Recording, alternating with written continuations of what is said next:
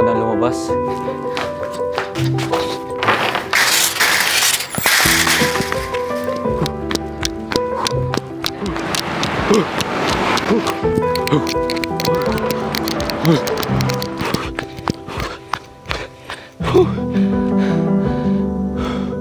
Diyan lang pala kayo. It's been exactly 196 days since nung huli ako nag-upload. Matagal na, alam ko. Pag tinitingnan ko yung comment sa cellphone, feel ko nagsasalita eh. May iba sa inyo nagtataka kung bakit ako nawala.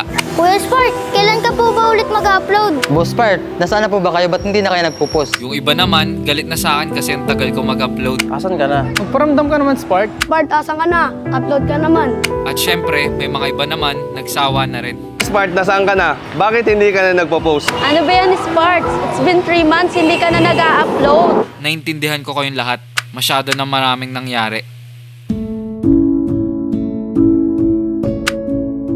Naisip ko na sa unang video for 2025, gusto kong maging catch-up natin.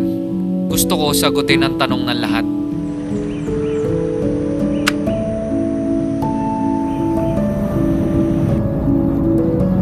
Hello guys, kamusta kayo? I know it's been a while. First and foremost, gusto ko lang mag-sorry kasi alam ko bigla akong nawala. Para akong nang iwan sa ere tapos wala akong sinasabi sa inyo. Kaya ako gumagawa ng video ngayon para makapag-explain. As you can see, mag-isa lang ako dito sa van kasi we're on a journey right now para pumunta sa isang spot dito sa Tanay Rizal. Isang campsite na gusto kong puntahan. Pero pupunta muna tayo sa isang palengke para makabili ng foods. Isa sa mga gusto ko sa pag-van life ay ang pagluto ng pagkain. Di naman kailangan yung grande pero importante, masarap. Kaya hindi na ako nagdalawang isip bilhin lahat ng recados pang sinigang. Favorite ko kasi yun at malamig rin kasi doon. Saktong-sakto. Buti dito lahat meron na, no kuya? Sa isang lugar. Bili lang ako ng ice pop. Pagkatapos bumili ng mga kailangan, dumiretso na ako sa aking lakbay. Ito ang first time ko na pumunta sa isang legit na campsite. Madalas kasi kung saan-saan lang.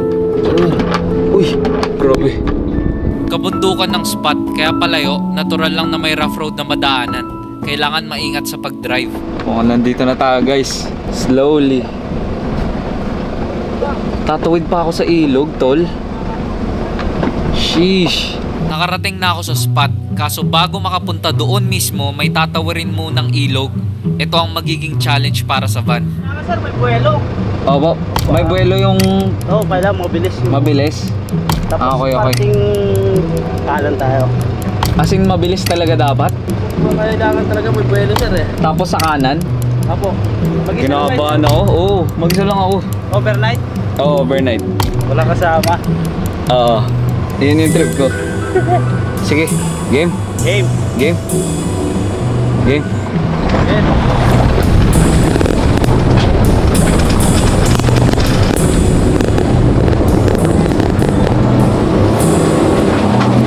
Wala.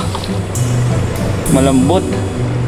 Ang tawag sa part na to ay sabi ko na nga ba, nangyari yung kinakatakot ko at ito ang ipatulak ang van. Let's go!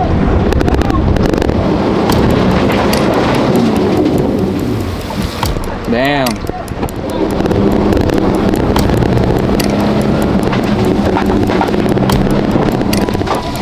Dumating sa point na gusto ko nang i-abort at ipahila kasi baka di na ako makalis at ako lang mag-isa.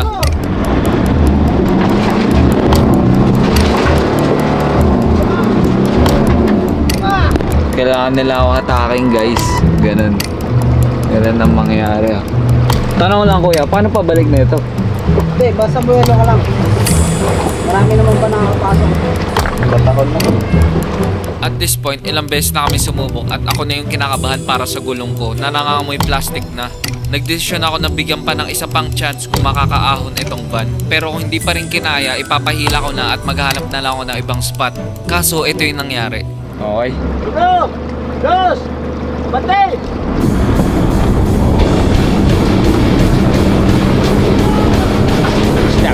Fucker!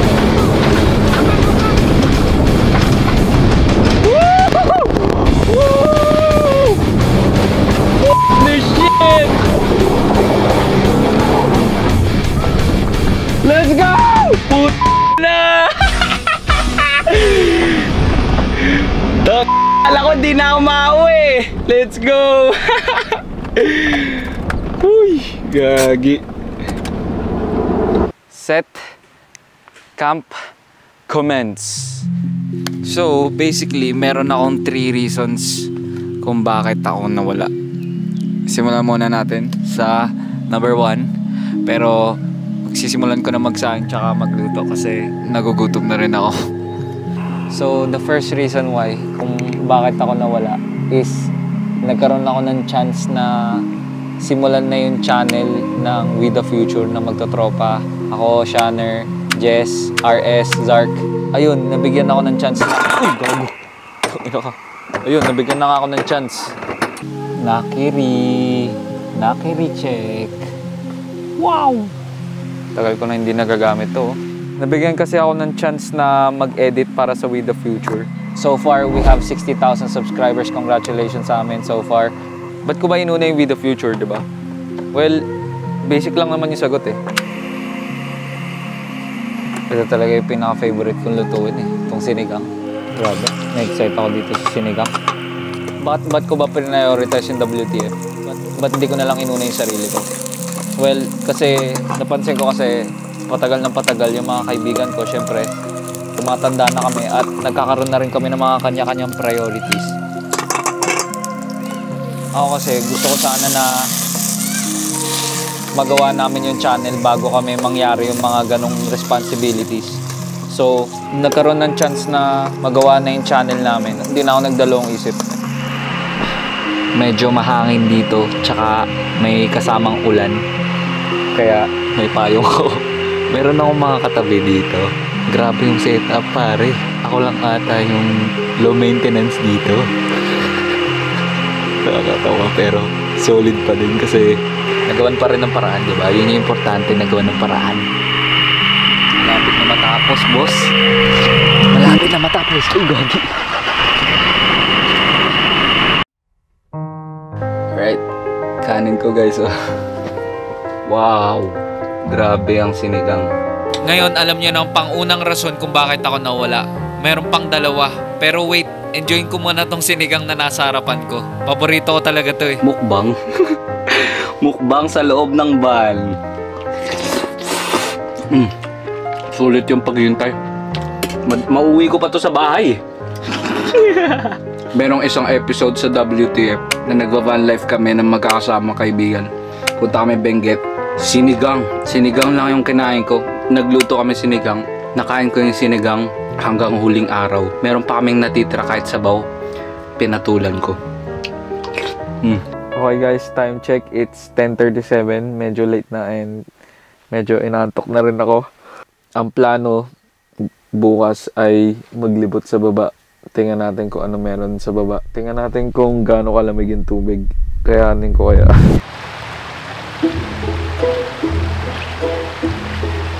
Wow! Gagi, may rainbow. Ang lapit sa atin. Good morning sa lahat. Sana so far na-enjoy nyo tong ginagawa nating van life experience. Kasi ako na-enjoy ko. Kasi parang, nakapag-catch up rin tayo. Magpre-prepare na ako guys ng breakfast ko. Unahin ko na muna siguro initin yung sinigang. Ganito yung trip. Kakain ka ng sinigang dito. Ito siguro talaga yung, oh my God, this is a dream. Siguro nasa panaginip lang ako. The second reason why, kung bakit ako nawala, ay dahil pumasok ako sa isang legit na negosyo, guys. Hindi siya birong negosyo kasi it involves electric vehicles. Ako, advocate naman ako ng sustainability. Naniniwala ako na sustainable energy yung mag-suffice ng mga needs natin in the future when it comes to energy. Nung narinig ko tong opportunity na to, hindi ko na pinakawalan kasi wala, it represents me. Actually, dahil nga dito sa negosyo na to, nakilala ko si Boss Kong. Nagkaroon kami ng picture and hindi ko talaga alam paano ko sasabihin sa inyo eh. Nakakahiya rin sa kanya, kay Boss Kong, to be honest, kasi alam ko naman na mahihaing tao rin yun. Tsaka naniniwala ako na papunta tayo sa sustainable energy. Tayo sa Pilipinas.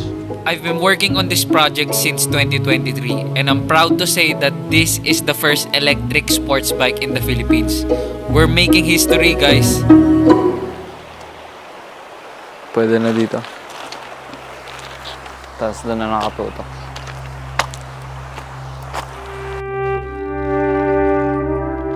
Ito yung yung third reason, yung main reason talaga kung bakit ako nawala. Pinag-isipan ko talaga kung sasabihin ko. Kasi hindi talaga ako nag-share ng personal na private stuff sa internet. May nakita akong puno dito na grabe, siguro tinangay ng bagyo. Subukan ko akyatin. Ngayon, ano nga ba ang main reason? Well, meron akong sakit. Yes, na-diagnose po ako recently ng sakit sa brain called cavernoma or cavernомatosis. Nagkaroon ng mga recent happenings na nagsi-seizure ako, ganyan. And yun, hindi ko rin alam kung ano yung mararamdaman ko talaga regarding that. Kasi ayun, may sakit nga ako eh. Nagpa-consult ako sa isang neurosurgeon para mas maintindihan talaga kung ano ba yung sakit ko, para mas clear, kay Dr. Zabalza. Hindi, yung seizure is a result of the cavernoma na nagbi-bleed. Anything can cause it to bleed. Minsan wala nang nakikitang proximate cause. Ang sabihin, hindi naman siya nag-exercise, mental lang talaga. It's the nature of the cavernoma to bleed a little bit at a time. Ang na-realize ko talaga is kailangan ko i-prioritize yung health ko, kailangan ko i-prioritize yung mind ko, at yun yung ginawa ko. Inalam ko yung sarili ko, yung sakit ko. Ngayon actually may maintenance na ako at kailangan ko inumin yun kundi may mangyayari sa akin. Of course, syempre kung extreme physical activity, medyo tataas yung chance mag-bleed. With cavernomas, you have basically 3 treatment choices. The first is not to do anything. Kung meron kang cavernoma, hindi naman siya nagbibigay ng problema, you can just leave it. The second option is surgery. Kung nag-bleed na siya o masyado na siyang nagkukos ng seizure at hindi na makontrol, then pwede siyang tanggalin. The advantage of surgery is that pag tinanggal siya, tapos. End of problem. The third option is stereotactic radiosurgery. Yung mga cavernomas na nag-bleed na at nasa malalim na lugar, then pwede siyang i-subject sa stereotactic radiosurgery or yung gamma knife. Plano ko kasi patanggal siya by the end of the year, kaya hindi ko alam kung anong mangyayari. Lahat ng mga reasons ko, para sa akin, hindi ko naman pinagsisisihan yan kasi naniniwala naman ako na para for the better yun eh. It's for the better. Hindi kita pipigilan. Sabihin ko sa'yo, you can go on. But better have somebody with you, just in case. Okay, so ano ba talaga ang plano ko for 2025? Ang plano ko is mag-focus sa personal channel. Gusto ko sana maging coloring book to or drawing book ng authentic self ko. Magkaroon sana ako ng freedom of expression sa kahit anong ideas na maisip ko. Mapa-crazy man yan or mapa-weird. Kaya nga yung motto ko is, I'm a normal guy doing crazy things. Kaya nagigets ko yung mga taong na nagagalit sa akin dyan or yung mga natutuwa. Yun lang talaga yung personality. Pero syempre, gusto ko rin sana na makasama kayo hanggang dulo. And enjoy na rin yung journey na kasama kayo. Alam ko na may magbabago talaga. Pero hanggang sa matanggal to kung ano yung nasa ulo ko, sasabayan ko ng dasal, sasabayan ko ng disiplina, and sasabayan ko ng kahit anong kailangan gawin para mapagpatuloy ko tong ginagawa ko. Kaya until then, this 2025, pasabugin natin yung mundo. Let's go!